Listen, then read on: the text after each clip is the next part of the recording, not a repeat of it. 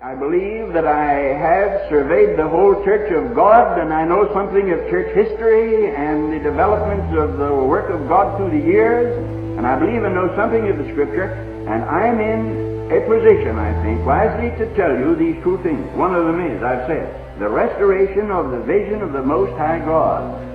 You see, we have too low a view of God now, and that is why the church has such a low place.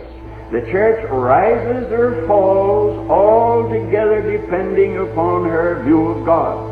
If she takes a high view of God, her people are inclined to be reverent and worshipful and solemn and grave. If she takes a low view of God, they become funny and flippant and foolish and live worldly lives and give up to the flesh.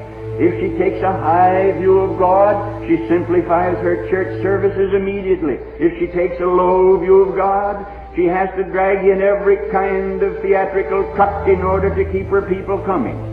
It depends upon her view of God. The old Presbyterians used to have such a high and noble view of God.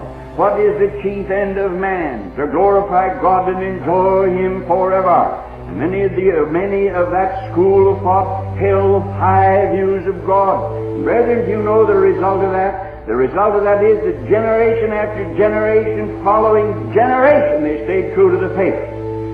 But as soon as we take a low view of God and get to thinking of God cheaply, as they think of Him now, cheaply, that God is a pal, or that He's my partner, or that He's the big Joe upstairs, or that He's that He call Him by some other name. A living doll, one girl said He was. Well, now, as long as we think about God like that, we've never seen God. Imagine Moses trembling in the fire and smoke on Mount Sinai, referring to God in any other way than in awful, solemn terms. What we need in the United States is a revelation of what the philosopher called the mysterium tremendum, the tremendous mystery, and what the Bible calls Jehovah, high and lifted up. And Isaiah saw Him with His train filling the temple. The trouble with you, dear young people, and God knows I love you, as I told you before. I do. I love young people. I love the twinkle in their eye. I love their little giggles, and I love everything about kids.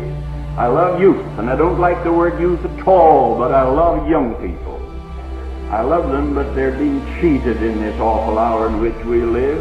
They've never seen God, and they've never seen very many people that have. And so you poor kids are victims of an elder generation that never saw God. And so they've had to teach you to trash and drag in every kind of claptrap to try to keep you happy. And if you tell me the truth, you don't respect them for it. You go along with it, but you don't respect them for it. My brethren, we need to see God again.